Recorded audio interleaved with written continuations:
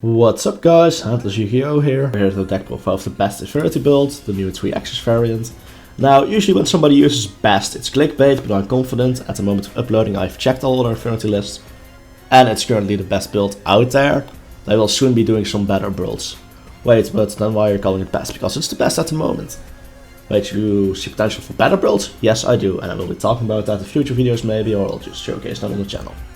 So this is basically the same build as I've shown in my last replay video, except I made a few small changes.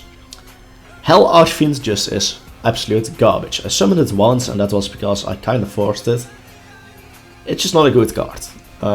Especially we don't really have a tuner, we can't go into anything with this in our current variant.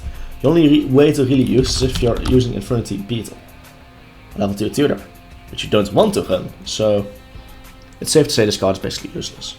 I've tested it, it's not worth the extra deck slot. Infernity Suppression sounds really good on paper. Wow, you can just now block out Nibiru. But think about it. What hand traps is Infernity the weakest to? It's not Nibiru, it's not even Nibiru. There are two really nasty hand traps. DD Crow and Rolling Lockbird. DD Crow can just be chained to a search or something. Oh, you have like a hand for a second? DD Crow, your Infernity Archfiend, you still lose. Yes, you have Leviair, meaning that stopping DD Crow isn't even that mandatory. Then there's the Rolling Lockbird. They can just chain it to an Archfiend search and you lose on the spot. Your suppression isn't gonna be live at that moment. Nibiru can also just be chained on an Archfiend search, for example. Let's say you're almost at the end of your combo, you search with Infernity, your suppression won't be live. There's a lot of... It does stop some hand traps, sure, like it works against failures in some situations, it works against, mostly against Effect Failure, honestly, it doesn't even work against most hand traps. It works against Ash, I guess, that's true. But you also need to control an Infernity monster. Most of the time if you're Sayuja looping, going through multiple Sayujas, you don't have an Infernity on the field, so suppression won't even be live. It's not reliable. The card is not reliable enough, and on the field it's not as good as Infernity Break. Infernity Break is actually a decent card. I don't know why. You almost always end on Appaloosa. Whenever monsters they summon, you can just, if they try to use the effect to get it to Appaloosa, immediately chain Break and destroy it. Means whenever they try to normal summon, it doesn't work. You have barriers for most effects. I just feel like these two cards aren't needed. Now let's talk about the actual deck itself. Also, one more thing, because of that I got one more spot in the extra deck and decided to just run another copy of Void Ogre Dragon. You can easily summon multiple copies and it just makes our card game a little bit better. But if you think 2 Void Ogre is overkill, if you think this is enough, you can opt to run an additional copy of Leviair. I'm currently running 2 copies and I feel like 3 copies might be necessary. It's just that good now with the new support. So let's talk about the actual list. So it's a 3-axis variant. For those that aren't familiar, that basically means level 3 focused. It's a term I personally took from Fire Fist. They used 3 axes, we put 5 axes to 4 axes, I believe. Although I'm not sure if 4 axes was a thing. And 3 axis Dragon Link was a thing, of course. And 3 axis was my variation for Infinity at least. So the goal is to turbo out Cherubini, which requires 2 level 3 monsters. So it's basically a rank 3 Exceed monster. Except it sends the materials to the grave. So finish Rhino War, for example, will immediately trigger. Now that's not really relevant. But one card that could be relevant for that purpose is Sanguine, but you of course don't want Sanguine. But still, it doesn't... It's a little bit different from an Exceeds. But it's basically an Exceed monster. So, basically you can send 1 level 3 monster from the deck to the graveyard. For cost. It's a cost to send from your deck to the grave. This means 2 things. 1, it cannot be Ash or Violet. Some idiots will use Effect Failure on this upon summon, not wanting you to do your thing, they can still send something. However, it being a cost means certain things will not trigger. Specifically, Hyris only works if sent to the graveyard by a card effect. If you directly send this with Cherubini, it will not trigger, you will not get your Infernity Archfiend. Because this card, when it's sent to the grave by a card effect, searches your Archfiend card. Well, it searches any Archfiend card, but you of course run 1 Archfiend, Infernity Archfiend. So keep in mind that in order to send Hyris, you need to send Fiendish Rhino Warrior with Cherubini, and then send the Hyris. In cases where you want to do that stuff. And that's something interesting where Wildcat comes up. If you go into a play where you can send the Hyris, Wildcat can always be summoned. However, you do need 2 other level 3s to be able to do that. but still, it means Wildcat can easily consistently summon itself. And this card is so good, I don't think I'll ever not run 3 copies, at least not in the 3-axis variant. This card is really good, but I'll talk about it later. So anyways, the goal is to get their Archfiend in the grave or hand of Cherubini. And at that point, we can easily summon Archfiend multiple times and research the rest of the Infernity cards, meaning you only need 1 copy of Necromancer. Especially nowadays, with the new support, you only need 1 Necromancer as there's other level 3s. By the way, there's another reason why Wildcat is good besides it being really good with effects and the tuner and stuff. It's just simple, it's a level 3 Dark Fiend. Necromancer cannot revive Necromancer. However, Necromancer can now revive Wildcat. This means at any point in your combo, if you have your Archfiend banished, which you can set up with Wildcat, or if you have a Mirage banned due to 100 Eyes for example, or Allure of Darkness, you can just summon a Necromancer somehow. This can work with a Succession, Monster Reborn, or Zero Max. Revive the Wildcat, go into Leviair, get back that Mirage. Boy, you just now went plus a lot. So let's say you have 0 max, you have a banished Mirage and a Necromancer and Wildcat to the grave. You get debuted, use 0 max, Necromancer revives Wildcat, go to Leviair, detach a Necromancer, revive the Mirage from your banished pile, revive Necromancer and something else, link away the Leviair so the Wildcat hits the grave. I mean, at that point you can just go into Sayuja, search of Archfiend, probably your Mirage, and just combo like nothing happened. 0 max is your best counter against hand traps. This card is severely underrated, I slept on it in the past, but trust me, 0 max is a 3-off and that's no debate. It isn't an extender, it's a counter against hand traps. Which might sound weird to some of you, but trust me, it works, it just works. So anyway, of course to go to level 3s we run quite some good level 3s, to go into Cherubini I mean. So let's talk about those. We run 2 Fiendish Rhino Warriors. It's not a dark mean and it cannot special summon itself. Meaning it gets very bricky, but it's still nice. If you open this and a Tracker or Wielder, for example, boom, you can just go to Cherubini, send something with Rhino Warrior and set something with Cherubini. That's really nice. Of course you run 2 of those each. I mean, they just work together to make Cherubini. They make it so even a Wildcat can just be normal summon, special summon this, go into Cherubini. They open a lot of plays. They also allow you to run 1 Immersion Teleport, which is really great if you draw it, but you don't need to draw this. I mean, it's just a free bonus card basically. Just being able to summon 1 of those 2 monsters for free from your deck, it's just brutal.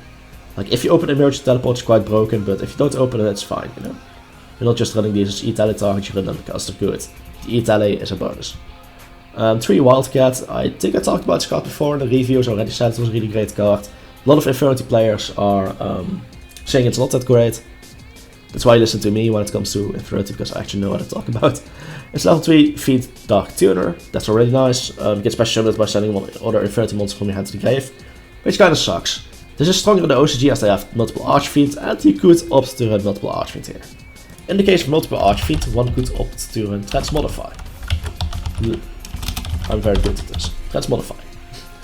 Or summon a monk with more copies of Paranoia.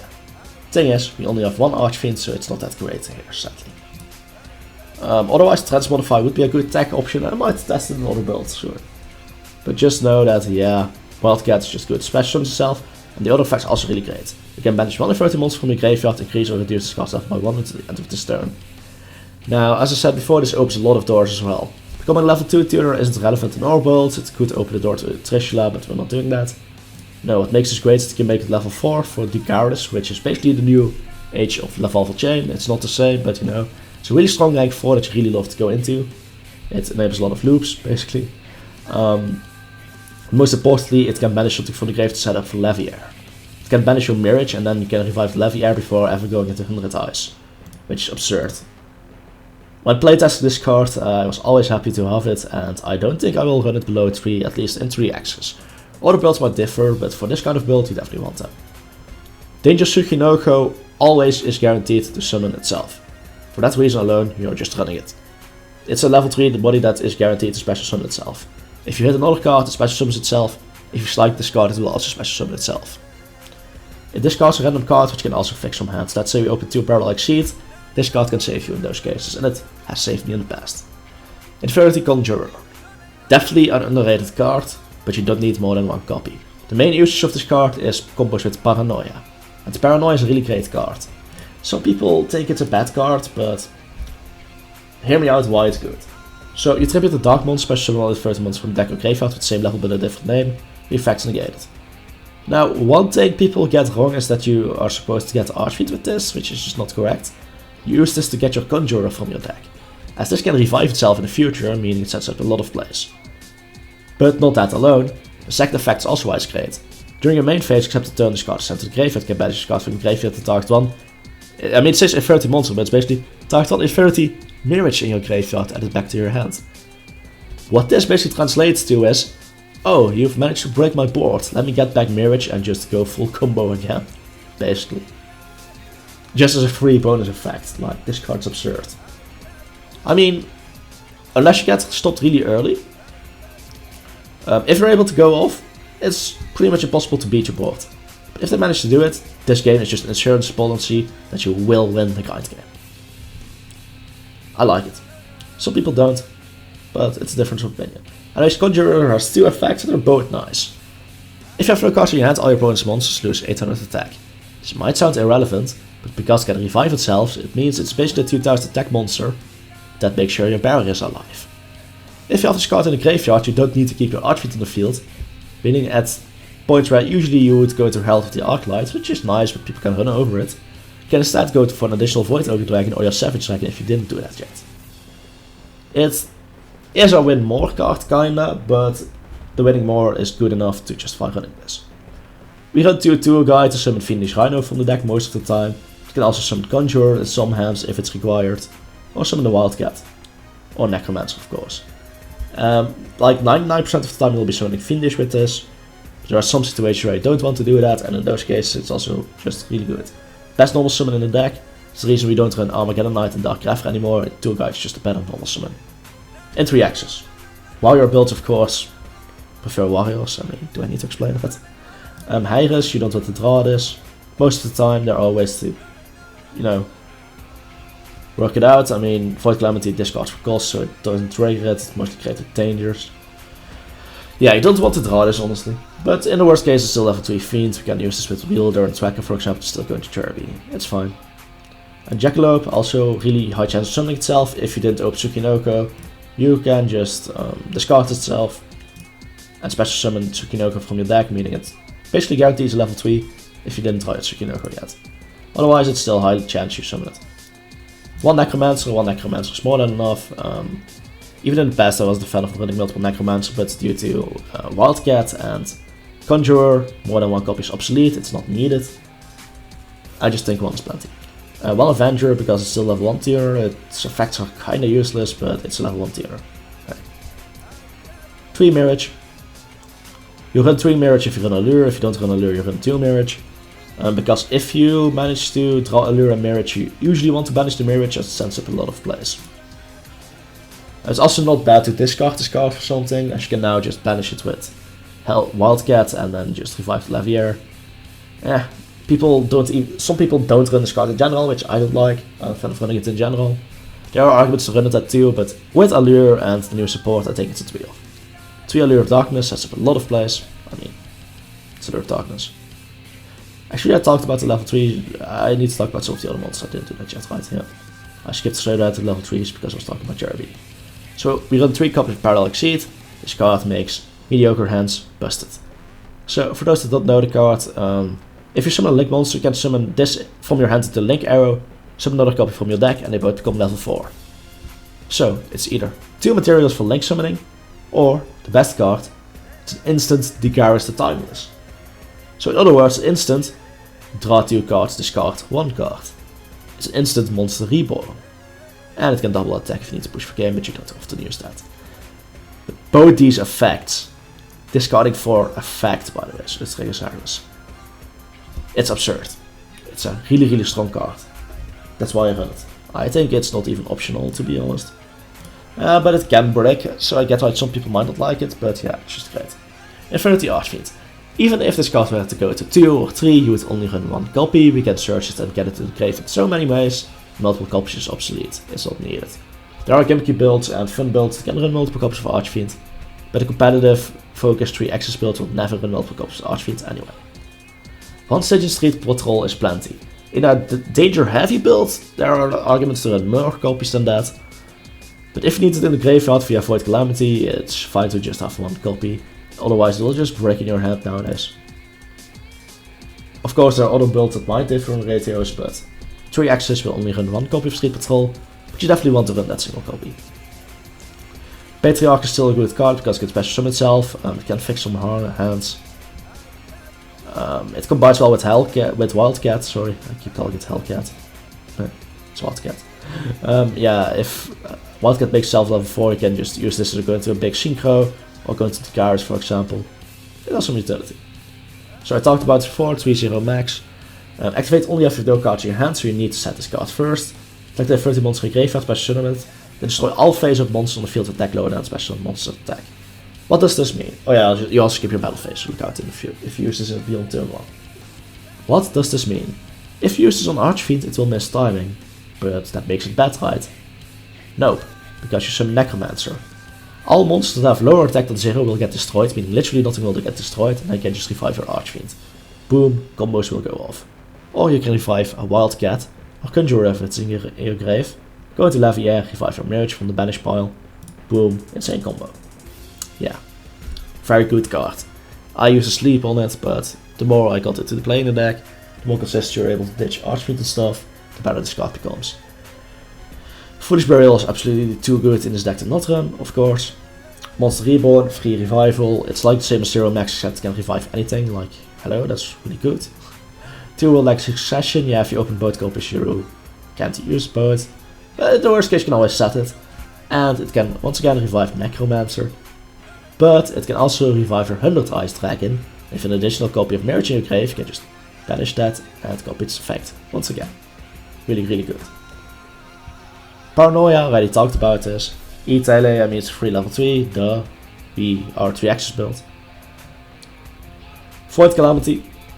Sorry, Void Apocalypse, it's called Calamity on the artwork, and I don't really play this deck in real life because, well, kind of a situation going on in the world right now, right? So you can discard 1 card, set 1 fiend for monster from the deck to your grave. Oh, you open multiple Void Apocalypse, you can just discard 1 for the effect of Void Apocalypse and discard them, send that fiend anyway. Really, really good card, should have been an Infernity card. Infernity doesn't even run this, I believe. Oh well, it's a great card, can't complain there. 1 launcher, card is busted, don't think it will ever go to 2. You can once per turn send an Infernity monster from your hand to the grave, which is really nice. But of course the effect run it, if you have no cards in your hand, you can target up to 2. But you can also go for 1. Mirage is 2, you cannot go for 1 monster. Launcher can go for 1 monster. This will save you occasionally, like once in a 50 duels, it won't matter. But yeah, I can just revive 2 monsters, that's busted. 1 break, 3 barrier, most of the time you'll have a Savage Dragon up or Apocalypse. So running more than this is overkill in my opinion. 2 Void Ogre, sometimes you can make more than 1. Savage Dragon is hard once per turn, and it takes up a spell trap slot. Sometimes you can't afford spell trap slots, so you can just go into 2 Void Ogres. But yeah, you definitely want 3 level 8s, honestly, if you can run it. These are just part of the Mirage loop, which basically means you can banish Mirage from the grave, copy its effect, revive 2 monsters, Necromancer and Avenger, then revive Archfiend, go into a new 100 Eyes, banish the Mirage. As you've noticed, you didn't require your search to extend this play, meaning you basically get 2 additional free barriers, just for summoning 100 Eyes Dragons twice. Very good. Herald of the Arclight will always be required as Necromancer and Avenger go into this. Theoretically you could revive Wildcat with Necromancer instead of Avenger. But what are you gonna go into that's level 6 and good? Well, you have Infernity Hell Archfiend. Well, I repeat, good, because Hell Archfiend is terrible. So you just go into Herald of the Arclight still, in some cases. It's still an Omni Negate, so yeah, it's still decent. The Garage, I mean, this card's busted, already talked about it. 2 Lavier, we used to run 1. But with new Wildcat, it's very easy to go into your rank 3s, and 2 copies definitely comes up almost every duel, honestly, nowadays. It's a really busted card. It's really strong. 3 copies of Sayuja, I mean, as long as that's legal, we're just gonna do it, and if it ever becomes hit, we just start running all engines and plays. 1 Appaloosa, I mean, this card is hella busted. Konami, this card's a mistake. But as long as it's legal, which it shouldn't be for too long if Konami has half a brain, we're gonna abuse this card. So having 3 or 4 monsters in the gate that isn't once per turn, is busted. Break can protect anything that protect you from anything that tries to run over it. So this deck can usually use all 4 negates. Well, start as you hear, why do you run the Codebreaker? It's simple. 2300 attack to affect monsters. Boom, that's it. There's a link 2 with an the attack is way too high. It's actually insane, to be honest. And we run the Cherry. So if you guys like the little deck profile explaining the ratios, this is how you currently build the best Infernity deck. There might be better Infernity builds in the future. As a matter of fact, I will be doing better Infernity builds in the future. But at the moment of recording this video, this is the best build. Hope you guys liked it. See you guys next time. Starts Yu-Gi-Oh! Signing. Handless Yu-Gi-Oh! Signing out. Still getting used to it. Sorry. Hope you guys liked it. See ya.